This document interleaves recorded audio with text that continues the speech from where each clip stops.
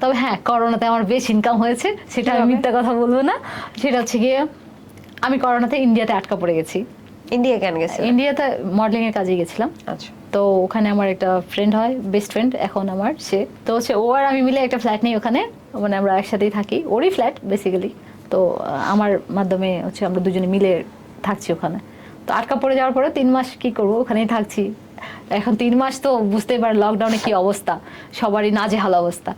তখন হচ্ছে গিয়ে সবাই যেই শোনে যে আমরা লকডাউন আটকা পড়ে গেছি, ইভেন আমার এই যে উনি আমার বস, উনি হচ্ছে কি আমাকে বলে যে তোমার কাছে ফুড আছে তো, ফুডের জন্য উনি আমাকে খরচা দিয়ে দিতেন, সেই টাকা তো আমার বাংলাদেশের অ্যাকাউন্টে চলে আসতেন, আমি তো ওখানে আর পাচ্ছি না। ইভেন আর কিছু ফ্রেন্ড সার্কেল আছে, সবাই জানতো যে এখন তো ফুডের প্রবলেম, সবাই এসে ফুড দিয়ে যেত আমাদেরকে, ফুড দিয়ে যেত। অনেকে হচ্ছে মোবাইল ব্যালেন্সের জন্য টাকা পাঠিয়ে দিত, কারণ সবাই বুঝতে পারতেছে এখন সিচুয়েশনটা খারাপ।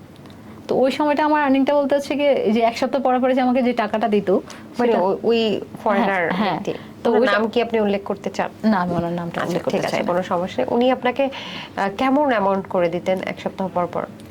10,000। 10,000? হ্যাঁ। ও, ওটা তাহলে বাংলাদেশে চলে হ্যাঁ, আসতো? বাংলাদেশে চলে তো আসতো। মায়ের জন্য খুব হ্যাঁ, হেল্পফুল হতো। হেল্পফুল হতো।